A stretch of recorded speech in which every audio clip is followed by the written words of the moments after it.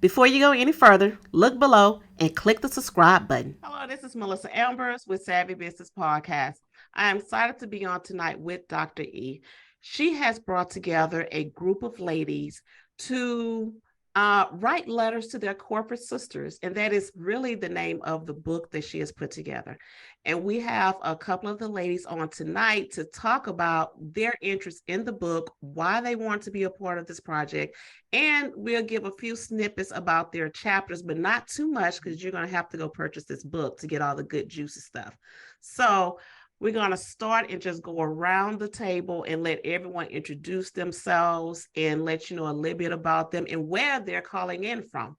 So, thank you, ladies, for being a part of this and jumping on and talking about your book. Dr. E, thank you so much. Yes, thank you. Good evening, Elizabeth. Dr. E. Carter, PhD. I hail from Pittsburgh, Pennsylvania. I am the visionary of this phenomenal book, Letters to My Corporate Sisters, Stories of Endurance, Elevation, and Encouragement. And this book's been sitting on my heart for a while. I've been working in corporate over 25 years. I know that it is a struggle for women to move up the corporate ladder. A fair number have pretty much settled, been stuck, stay stuck, left the corporate world. But it is so important that we have a seat at these corporate tables. We have so much to share, so much to give. We can empower corporations to be very successful. And I want to be able to provide tips, tools, resources, motivate, inspire, uplift other women to say, you know what? It's tough, but you can do it. We have persevered. We have been resilient, but we want you to be able to move faster than we did. And that is the purpose of this book. Thank you, Melissa. Wow, thank you so much. Miss Rebecca, have you go ahead and go. Thank you, Melissa, for having us. I'm Rebekah Ratliff. I am sitting in Atlanta, but I work internationally. I am a mediator and arbitrator with the Judicial Arbitration Mediation Service. I'm the first Black woman, non-lawyer, ever to be confirmed to the invitation-only JAMS panel. And I do dispute resolution work all over the world. I'm also a consultant and speaker. I was in corporate America for over 25 years, like Dr. E. And I left after my mom passed away. I still had the same priorities, but I saw my life differently. And I started to think about what the next logical step might be in my career. I had a really good career as an insurance claims professional. I was a commercial claims professional, and I handled casualty insurance cases all over the country, and I was a global consultant as well. So I reinvented myself. I took a leap of faith, and I started my own mediation, arbitration, and consulting firm.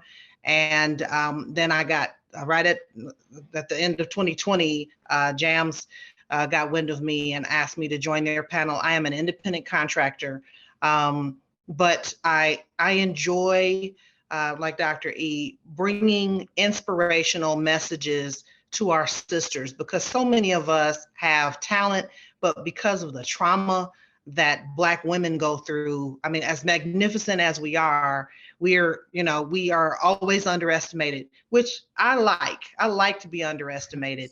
So in this book, my desire was to just make a contribution in the inspirational space where, I talked a little bit about my life, my family, and how I was raised and what I was taught, and just hoping to inspire women to go for whatever their dreams are.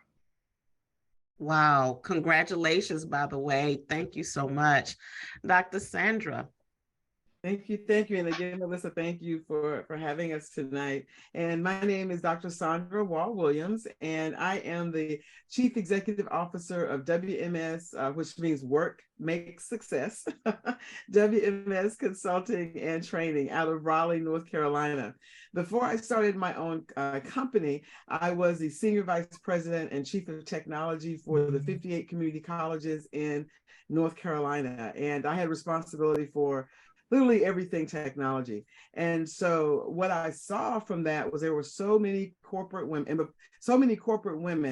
who were in technology that did not have the leadership acumen to be able to move up in technology. They had the skills to do their jobs and they were very good at that, but they didn't have this the leadership technology, the leadership acumen, the business acumen to be able to move up in their positions. And so when I finally retired about 6 years ago from that role of a C-level role, I decided to start my own company where I do coaching and leadership coaching, leadership consulting and training, and for women who are aspiring leaders. And I focus a lot on, I think it's so important for women to be their authentic self, because in addition to being a C-level, I'm also a minister. So I do a lot of preaching, a lot of teaching in the church.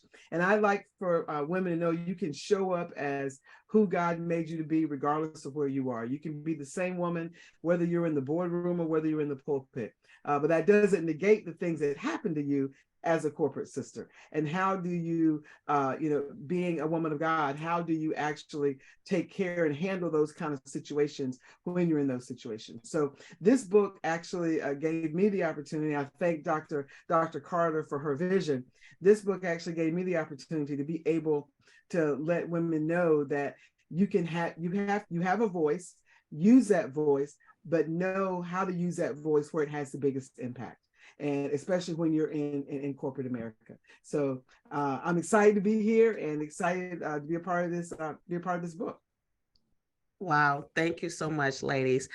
Let's jump just right in and have a quick chat. Rebekah, can you share some of your experiences that you have had in corporate America? Actually, all of us sitting on here are 20 plus years in corporate America somewhere. And we've all had, those bad experiences. Some are pretty identical and some, vary a little bit. What is one of the bad experiences that you have had in in corporate America that you can share a little bit about, not too much detail, but that you can share how you handled that and were able to, pick yourself back up after that particular incident? Who you surround yourself with really does matter. The people you associate with and spend time with have a huge impact on who you become and what you do in your life. Hi, my name is Jeff Hagee, and I want to tell you about my Inner Circle Mastermind group. This is a group that's designed to surround you with like-minded high achievers who will help you to think bigger and amplify the performance of your business and your life while tearing down all the barriers that are holding you back. A mastermind is the fastest way to get you to the next level. If you're ready to network and connect with other successful entrepreneurs and influencers, go to coachhagee.com/mastermind. Well, I would probably just speak generally about microaggressions. I mean, we are, that's become a term. So the American Psychological Association has come up with 3 different classifications of microaggressions, which really are describing behaviors that are imposed on people, minorities, women, or anybody, disabled people. But those 3 categories are micro insults, micro assaults, and micro invalidations. And so I would have to say, generally, I had to endure that for most of my career because the insurance industry lacks diversity.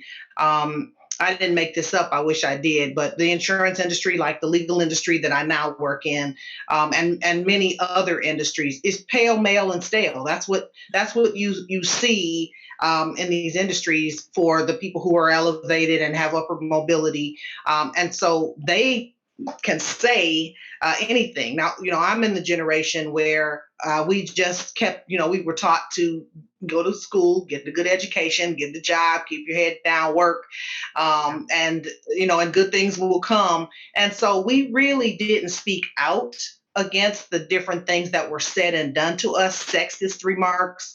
And so I had to endure that in my career. Now, I don't want to say kids, the millennial generation, the Gen Z, they don't bow to tyranny. So now, we're in a position where we're mentoring some of our peers, but we're also mentoring the next generation of professionals across these industries and just trying to teach them when to, because although you need to be your authentic self, it's healthier. There are times where you have to know when to insert yourself and when to use emotional intelligence. And so I would say that's how I got through it is, I had really good mentors and advocates in my career that, taught me when to address certain things and when to just kind of circumvent the system and not always have to address things directly. Because one of the things that when I'm mentoring some of these young people, I teach them you can be right and you can be fired.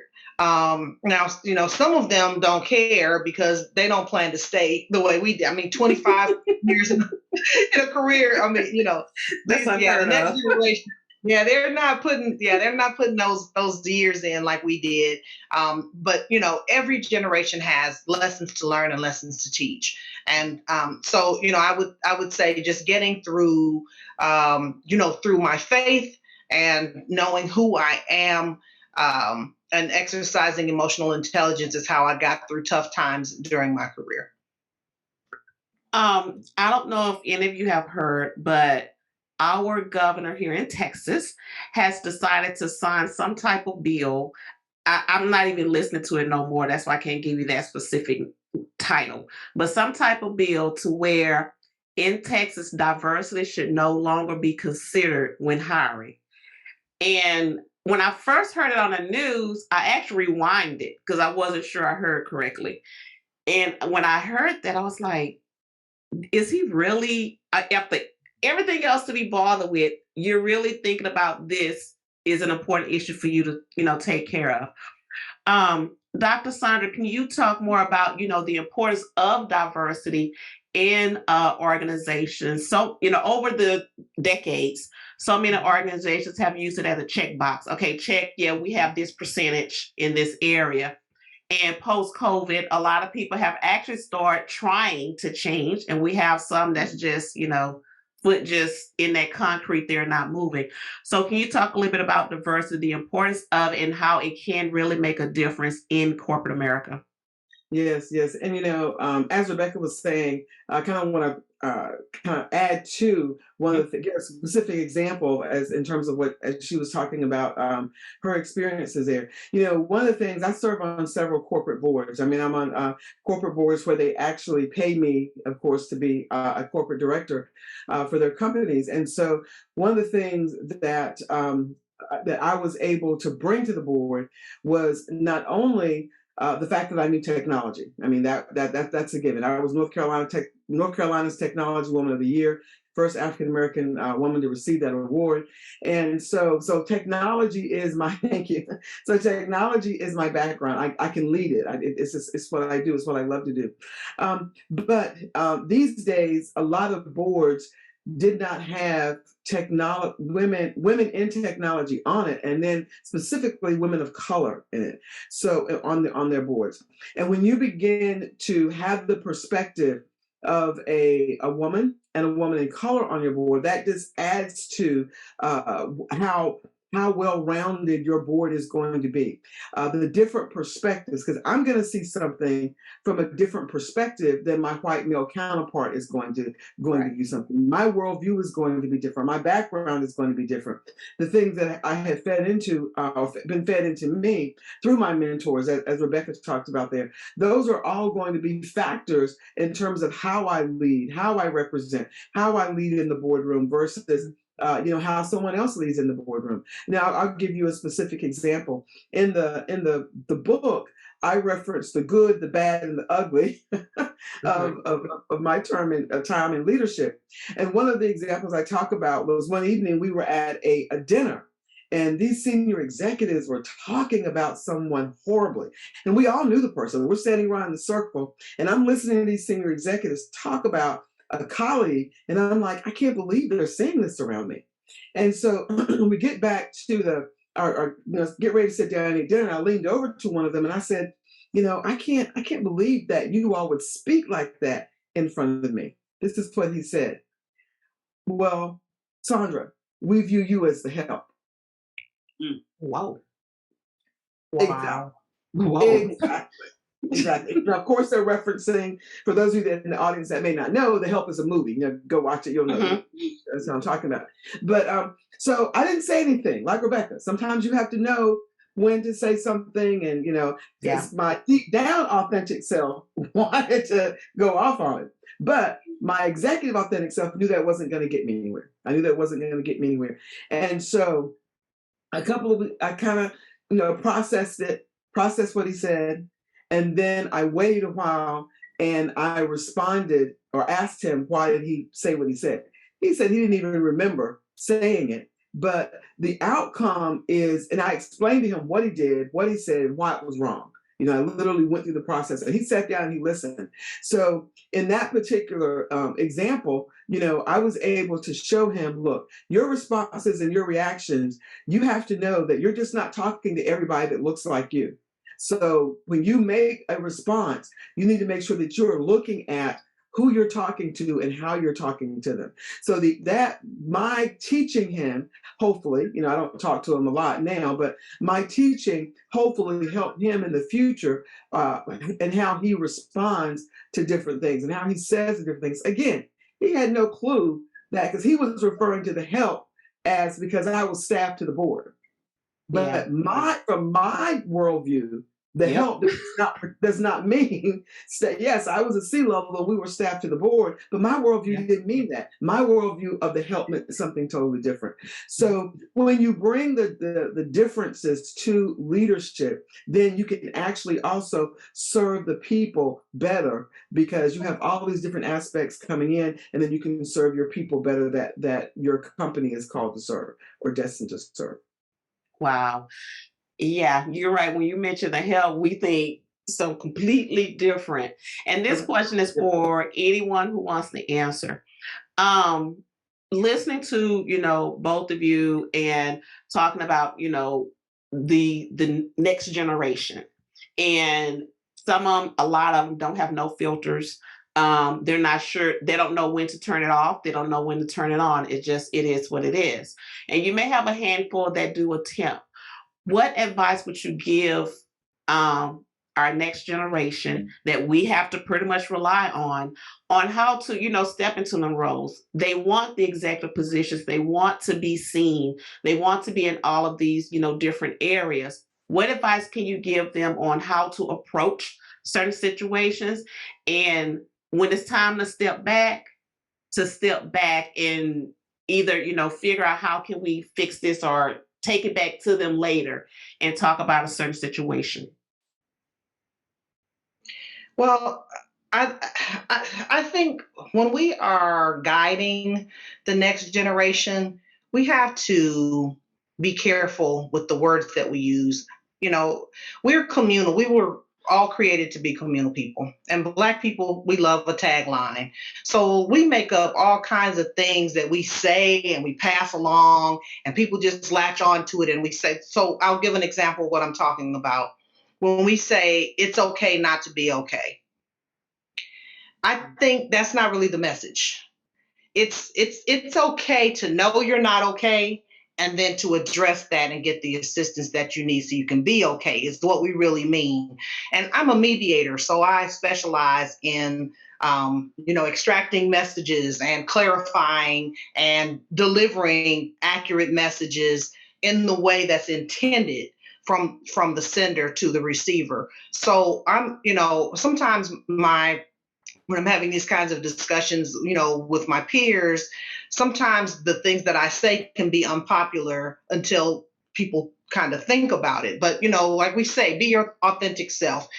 you can't be your authentic self 100% of the time, and nobody probably is. And if you say your authentic self 100% of the time, you are probably not being honest, because we know that there are situations. Well, and if you are, by the way, then you probably are not exercising emotional intelligence. There are times when you have to be smart sometimes, and people are on different missions. Not everybody's willing to take one for the team. Not everybody is a crusader. Not everybody is going to stay on mission. I understand that. People truly are individuals. But I think that we create expectations by some of the things that we say in our circles, in our culture, and observing. I don't have all the answers, and I don't have to be right. It's not, when I'm talking, it's not about me being right. It's about exchanging ideas so we can all be better. I have mentors that help me be true to myself and tell me the truth about me, because sometimes we are not honest with ourselves about who we are and how we're perceived. And so I think, with the next generation, we have to be careful about how we guide them, because again, you can be right, but you can, the goal is to get what you want out of life, right? It's not necessarily to just be to live out loud to the extent that other people can't receive your messages and hate to see you coming. How productive is that? So, I think that one of the messages that we need to send to the next generation is, you're awesome and we can learn from you. But there are sometimes there's sometimes when you need to be a little more savvy and play chess and not checkers. Wow, that's a great point. My thoughts are very similar, where I think what the next generation needs, which we are available for them and we didn't have for ourselves in many cases, we're mentors. Because sometimes some situations we have to step back and think, am I being too sensitive, or is this really an issue or a microaggression? And sometimes we go to sensitivity right away. And unfortunately, as we heard earlier, sometimes the other person has forgotten what they said. It breezed right by them. They didn't think anything of it. And here we are carrying it with us for years and years and years, because it really bothers us. Mm-hmm. But it really, we need to get over it. So I think the challenge is really around that balance between when do you speak up and how do you speak up. So it really is about the teaching of respect, have what I call executive presence, know how to begin a conversation with a leader that doesn't feel like you're attacking them, because then they get on the defensive. Then it's not any better. It actually gets worse over time. So that's just really a nature of teaching and allowing individuals to understand who they are, as Rebekah just said, but knowing that, yes, sometimes you do have to step back and maybe step out of who you are for a moment, put yourself in that person's shoes, and then reapproach them in a way that allows them to learn and grow and understand and correct themselves for the next person. So we really are teaching not just that generation, but the generation behind them, because it'll take 2 or 3 generations for the majority to learn and understand and respect us 100%, in my opinion. That's great. I mean, I agree with both Dr. Carter and Rebekah, and I want to add that if I were teaching a young person, I would want them to make sure they understand the totality of leadership. And the totality of leadership is understanding that there are like 4 components to leadership. You got to understand your craft. You got to know what you're doing. You got to bring to the table whatever it is that you know how to do. Technology, law, whatever it is, you got to bring that to the table. But the part that a lot of young people don't have the depth of experience, where they need the mentors, where they need people who have this background to be able to teach them, is that they know their craft, but sometimes they don't know how to work with people. They don't know how to lead up. They don't know how to lead down. And so they get in situations and don't know how to have the right kind of communications, be able to move through that.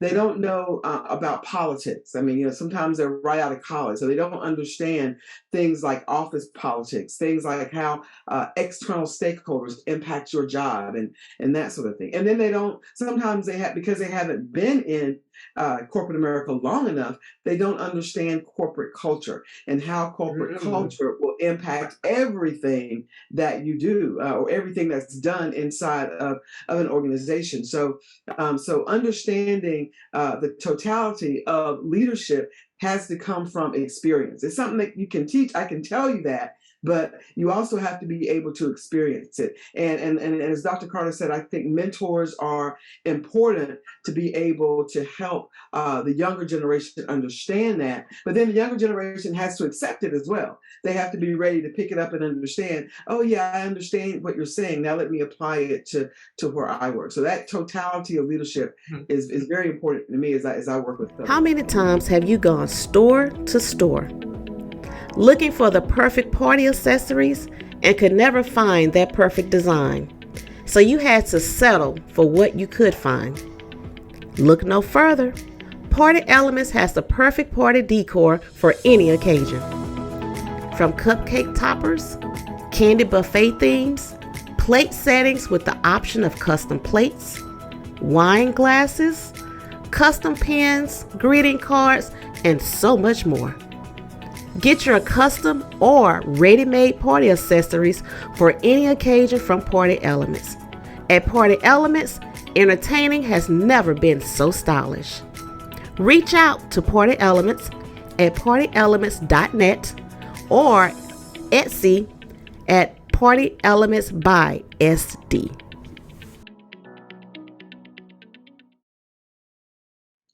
I love that you said corporate culture. I hope somebody have that in their chapter to talk about that as well. I mean, that's a whole nother topic in itself, that to understand that. Because I've seen so many people walk in a room and they already are armored up, suited up, ready for battle. And going in with that, it pushes off that energy. And before you know it, things just start going every way except the way that it should have gone. And get prepared for that. So I hope that's in the book as well, to really zone in on that corporate culture that, it's not about being suited up and ready for battle. It's, letting go and just, figuring out what that is and understanding what that is as well. This is another question for anyone that wants to answer on purpose. What message would you share with your corporate sisters on finding your purpose? And it's not to say, you have to be lost, but it could be from how you were raised and that generational, thing that happens, that's passed down, and they just don't know what to do. They know they want to make a move. They're not sure how to do it, where to go, or how to seek certain things. So what advice would you give to one of your corporate sisters on finding their purpose? Well, I'll jump in there. So my name, Rebekah, is spelled the Hebrew spelling that's in the Bible. And it means peacemaker, to tie, to bind, to moderate. So as a mediator, I'm doing exactly what I was named to do. And again, when I left corporate America, I took a leap of faith. I pulled money out of my 401k and I invested in me. Fortunately, I have a very supportive family, but it has been hard. But I know that I'm exactly where I'm supposed to be, doing exactly what I'm supposed to do. Recently, I was appointed as an adjunct professor at Howard University School of Law. I told you, I'm not a lawyer, but I created a curriculum around insurance that Howard was happy to have. And that is God. I took a leap of faith, and he has just continued to open doors for me that, I couldn't see coming. The time in my career that I spent in corporate America, I always took opportunities to learn new things. I had no idea that I was developing a subject matter expertise to rival many. I mean, I had no idea what I was doing, but God knew what He was doing with me. So my word on purpose is to trust God and to ask the Holy Spirit for clarity and to own your superpower, which is your God likeness. That's the key to finding your purpose. And you will never feel like you're working when you are living your purpose. I'll add to that, being a minister, I have the same, sort of like Rebekah, but I am from a school of thought that the maker of the thing determines the purpose of the thing. So it's difficult for you to find your purpose because you didn't make yourself. So like, as Rebekah said, finding your purpose and looking unto God is that God made us. So He's the one that determines what our purpose is going to be. And if you open up the Bible, your purpose is there. Is to witness to the lost, to serve God, to worship Him, and then destroy the works of the enemy.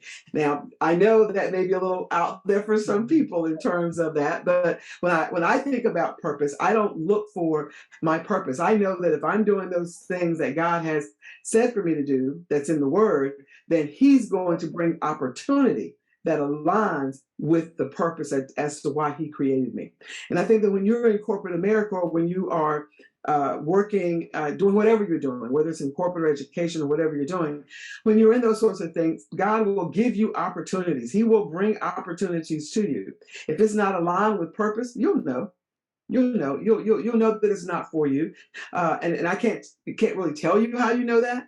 But you will. You won't find that. You won't have that peace. There'll be some things about it that just don't set well with you. But again, when you talk about purpose, remember that purpose is done by the person that makes it. The person that invented the chair, he determined that it was going to be the purpose of it was for us to sit in. And so that's what we do with it. There are lots of different kinds of chairs, but they're all for sitting. So we all have different kinds of purposes or different purposes. And the opportunity that goes with that is what we seek out when we do work in corporate America, when we do work in other places. Do you want to be known as the subject matter expert in your industry? Scan the QR code today to take advantage of the $200 discount for a brand assessment. The assessment will give you a summary of how your brand can step up a notch to get noticed. We have been seen in various platforms and have gained credibility and are known as the subject matter expert for digital media and branding. Sign up today for a brand assessment and a one-on-one consultation with me, Melissa Ambers. Don't get left behind. It's time for your brand to stand out. Sure, I'll leave it at that. And when I I'm a minister, I come from a different perspective. I'm sitting here, I'm like, okay, look, come on, church. Well, when I talk to individuals who get on my calendar who are trying to figure out what their next is, I say to them, a lot of what we do, we don't like. And the question really is, what are some of the things that you do? It may not be every single day even, that you do once in a while or infrequently, that you really enjoy, that comes to you effortlessly. Let's look at what that is and determine how you can do more of that. And to your point, Dr. Saundra, about, you can feel it. In my second book, Gaining Access to Lead Others, I talk about chemistry. And sometimes our body tells us we're not in the right place, and we ignore it. And then we wonder why later that it didn't work out. But your body told you that months and maybe even years ago, but you didn't listen. Yeah. So I tell people, really, a first blush of anything will tell you the truth. If you meet someone, you don't feel comfortable, something about them doesn't feel right, go with it. Because if you think, oh, I'll get there, I'll take this job, I'll change them, they'll get used to me, they don't. People are people, and they won't change. They will show you who they are up front. You Yes, can believe them or ma'am. not, but believe them. Yes, So ma'am. if you don't feel that you're in the place where you're using your purpose or your passion, work quickly and shift. But we're so afraid because we're probably tied to something financially. maybe physically, mentally. Yeah. Something is holding us that we're afraid to let go.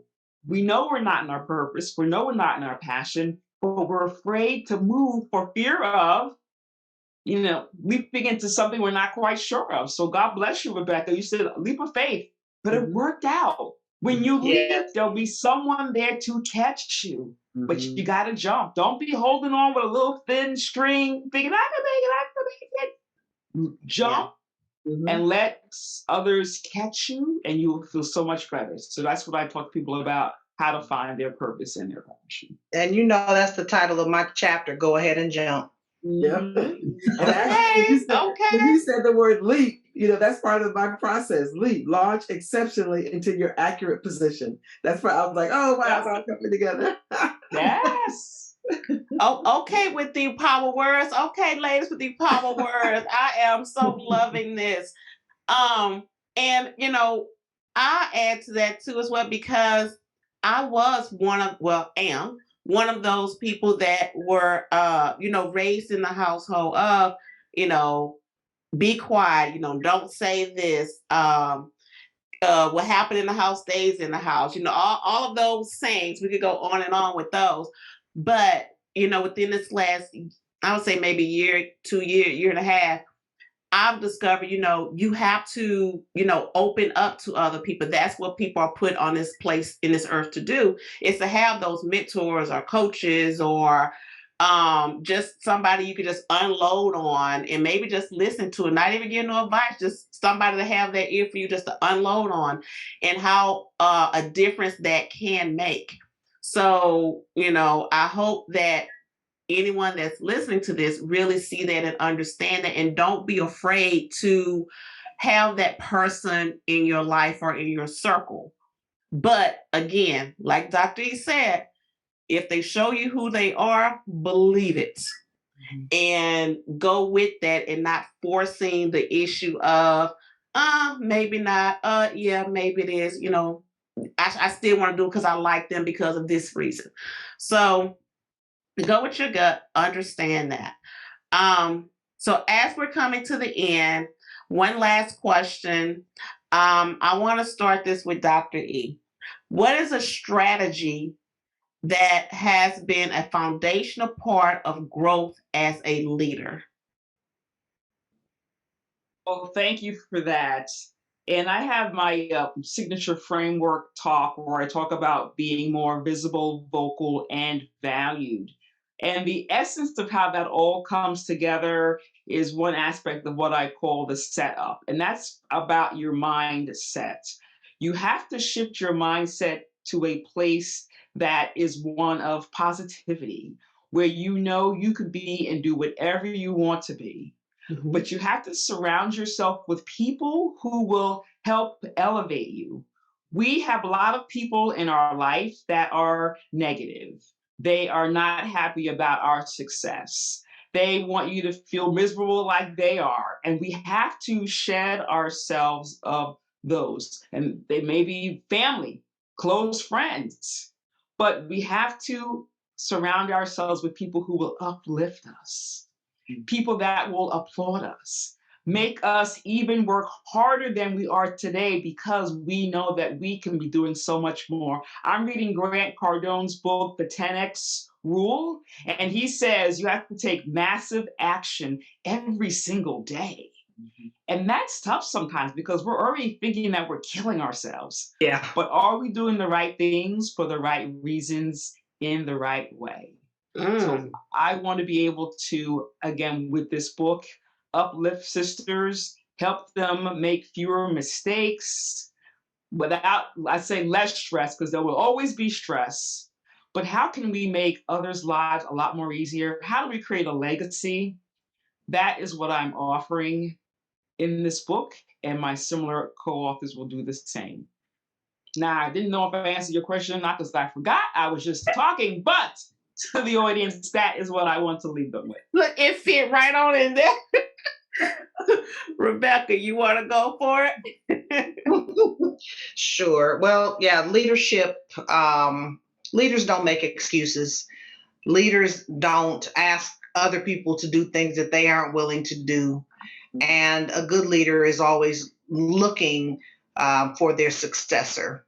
I was the president of an insurance association, the Atlanta chapter of the National African American Insurance Association, and people would say, "Well, you never take the credit." People would compliment me, and I'm like, "Well, I'm the president. I'm going to get the credit. I'm trying to give credit to the other people who are making it happen with me." One of the best advice that I got from my brother when I left corporate America and started my own business, I started to do work for celebrities in mediation cases that required, confidential. Well, all mediation is confidential, but just kind of high profile cases that really needed to be handled delicately. And he said to me, stay sober. And that's some of the best advice I've ever gotten, because you can get intoxicated with your own success. You can start thinking that it's you. And I'm the daughter of a pastor and a nurse. So I come from a service-oriented family. But, one of the things that my parents taught us is to be servant leaders. Look for opportunities to sow good seed. And we know from the Bible that if you sow good seed, you're gonna reap what you sow. And so that's really what I've lived my life by, is those lessons from my parents. But when my brother said, stay sober, don't get drunk with the wine of your own successes, because successes and failures are both temporary. And it reminds me of one of my favorite poems, If. The poem is If by Rudyard Kipling, and it's a really long poem, but I was reading it to my son, and there's one line in it that says, if you can meet with triumph and disaster and treat those two imposters just the same, and it goes on. And I said to my son, how can triumph and disaster both be imposters? And my son in college knew enough to say, because they're both temporary. Ooh. Mountains and valleys. Ooh. Mountains and valleys are continuous in life, and if you hold on to your faith and you hold on to God, you get through it all. But again, leaders. I think leaders, the strongest, most impactful leaders, have a faith life.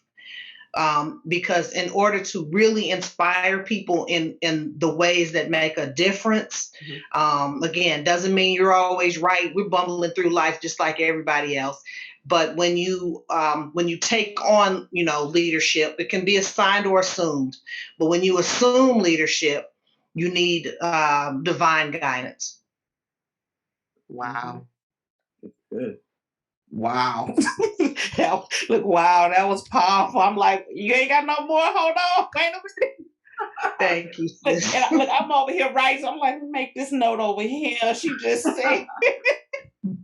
Oh my God. Thank you so much. This was good. Thank you, ladies, so much for, doing this. And, of course, I wish all of you much success, with the book. I know it's going to do very well once it's put out there.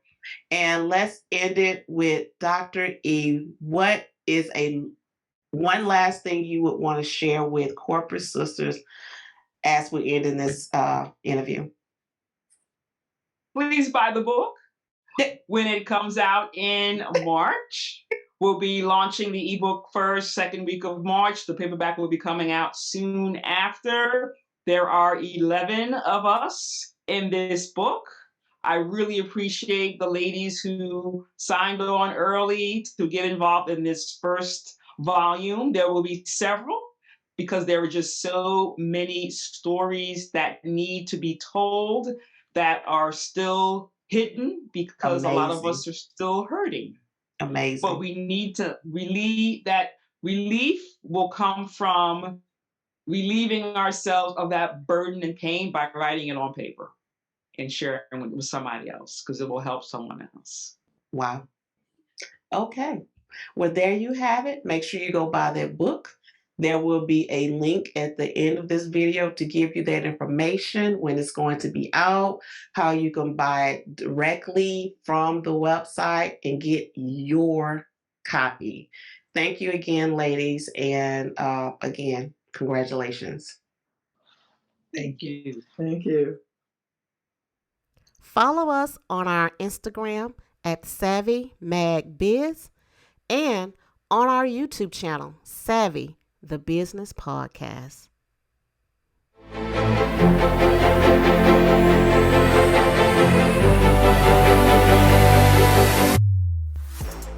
Thank you for joining us on Savvy, the Business Podcast. If you want to be a guest, send an email to media@savvymag.biz. That's media@savvymag.biz. Don't miss out on the opportunity to be heard by millions.